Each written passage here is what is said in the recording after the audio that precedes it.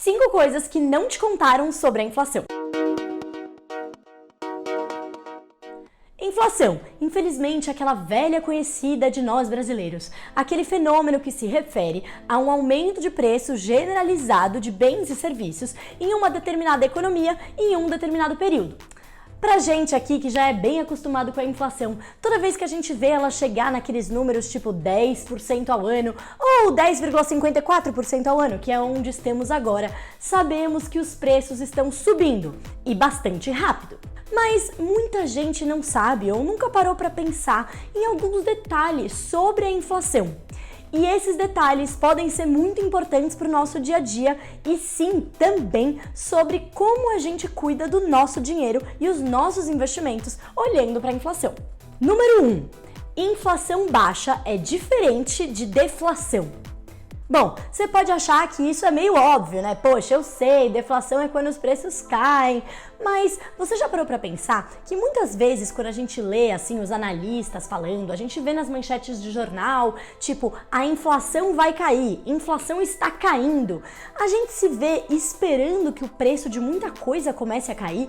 A gente vai no supermercado e fala: mas o preço do tomate não caiu. Ou a gente fala: não, eu vou esperar mais um pouquinho porque o preço dessa blusinha, dessa geladeira, televisão, carro que eu quero comprar já vai cair. Afinal de contas, a inflação subiu muito e ela vai ter que cair.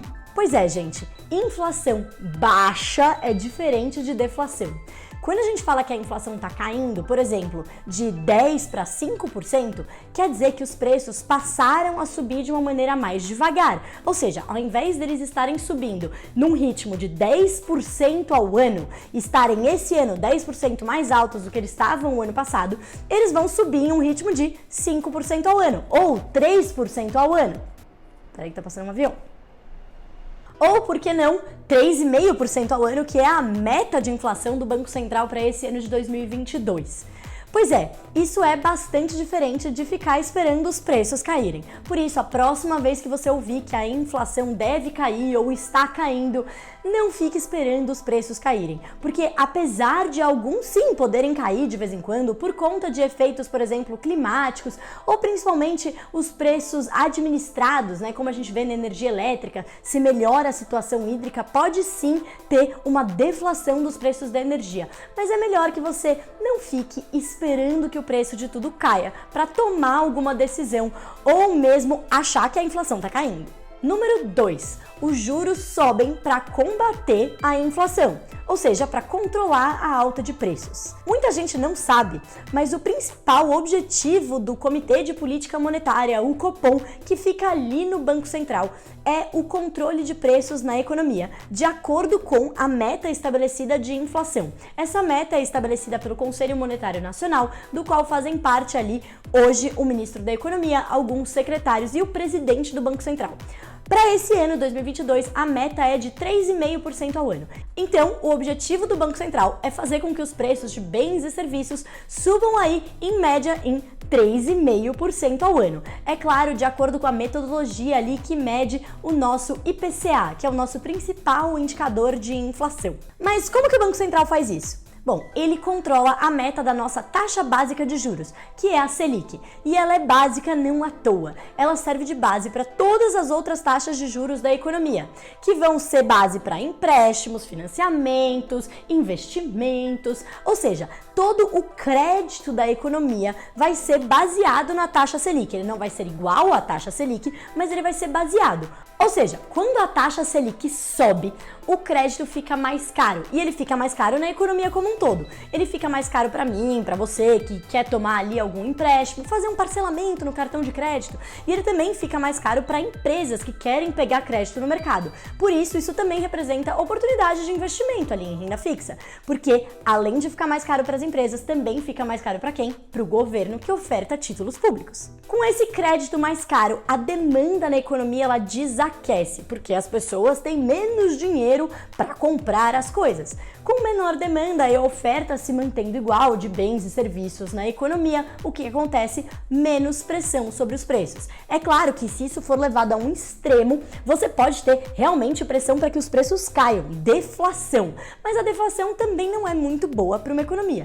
Por isso que a tarefa do Banco Central é bem difícil. Pois é, gente, os juros altos, eles desaquecem a economia. Da mesma maneira que se a inflação está muito baixinha, o Banco Central daí faz o inverso. Ele baixa a taxa de juros para estimular a economia, estimular a demanda, crédito barato. Galera, podem sair comprando, empresas podem sair pegando emprestado. Vamos produzir nessa economia. Com isso, você tem maior demanda na economia e isso faz com que a pressão sobre os preços suba. Maior demanda, oferta igual, pressão sobre os preços, inflação sobe. É claro que tem outros canais de transmissão aí dos juros e um deles é a própria taxa de câmbio, ou seja, o valor da nossa moeda em relação a moedas de outros países. Quando a taxa de juros sobe, acaba sendo mais atrativo para investidores do mundo todo vir para cá. Mas é claro que essa atratividade vai ser relativa aos outros países, mas isso também vai depender de onde está a taxa de juros dos outros países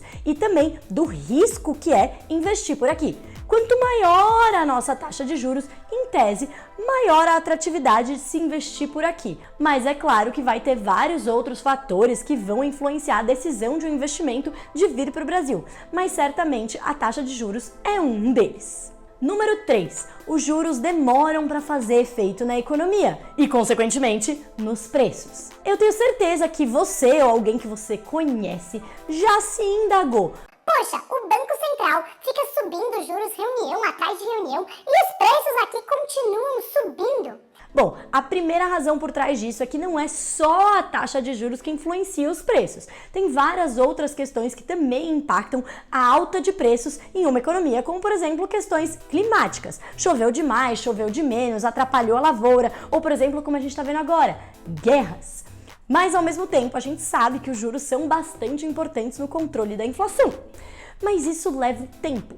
É só você pensar, o Banco Central acabou de subir a taxa de juros na reunião de antes de ontem. Eu comprei uma geladeira parcelada há umas 3 semanas e ela era parcelada em 10 vezes sem juros. Gente, eu falo sem juros porque, sim, os juros normalmente já estão embutidos naquele preço inicial. E você já comprou a geladeira e te falaram que era sem juros? Então você vai pagar essa geladeira por 10 meses até parar. Ninguém vai te ligar da loja e falar: alô, os juros subiram, sabe aquele preço? Ele aumentou. Ou, por exemplo, você pegou um financiamento para comprar um imóvel, um financiamento já pré-fixado. Ninguém vai te ligar no meio desse financiamento que já era pré-fixado e falar: olha, mudou tudo, né? Agora os juros subiram. Ou seja, toda a economia demora um tempo para incorporar essa alta de juros no crédito, tanto para as pessoas quanto para as empresas, tanto nos investimentos. Então, dos dois lados da economia, isso demora um tempo. Aqui no Brasil, se calcula que esse tempo seja mais ou menos entre 9 meses e 1 ano. Ou seja, a inflação de hoje é reflexo da taxa de juros de ontem, ou melhor, de 1 ano atrás. E os juros que estão subindo hoje vão ser sentidos quando? Provavelmente amanhã, ou seja, daqui mais ou menos 1 ano.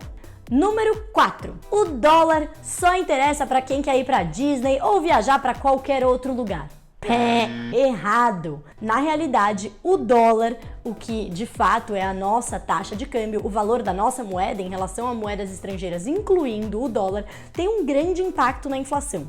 Isso porque não só a gente importa vários bens e serviços finais usando moeda estrangeira, como também a gente usa de insumo várias coisas que são importadas. Por exemplo, o trigo do nosso pãozinho francês, a gente importa. Assim, quando o dólar tá mais alto, na realidade quando o real tá mais desvalorizado, o pãozinho francês fica mais caro. A gente chama esse fenômeno de pass-through em economia. É um nome bonito para se dizer quanto dessa variação do câmbio vai impactar na inflação final do país. E eu vou te falar uma coisa, apesar da nossa economia ainda ser relativamente fechada aí em comparação com vários países do mundo, esse número é bastante relevante. Além disso, a gente não pode esquecer que as commodities, elas são cotadas em dólar no mercado global. Não tem nada a ver com elas virem dos Estados Unidos ou deixarem de vir de qualquer lugar. Mesmo que a gente produza essas commodities aqui, elas são negociadas internacionalmente, porque como o nome diz, elas são commodities. Todo mundo faz. Então, se todo mundo faz, Por que que alguém iria produzir para o mercado doméstico e vender mais barato se pode vender por um preço que está todo mundo vendendo no mercado internacional?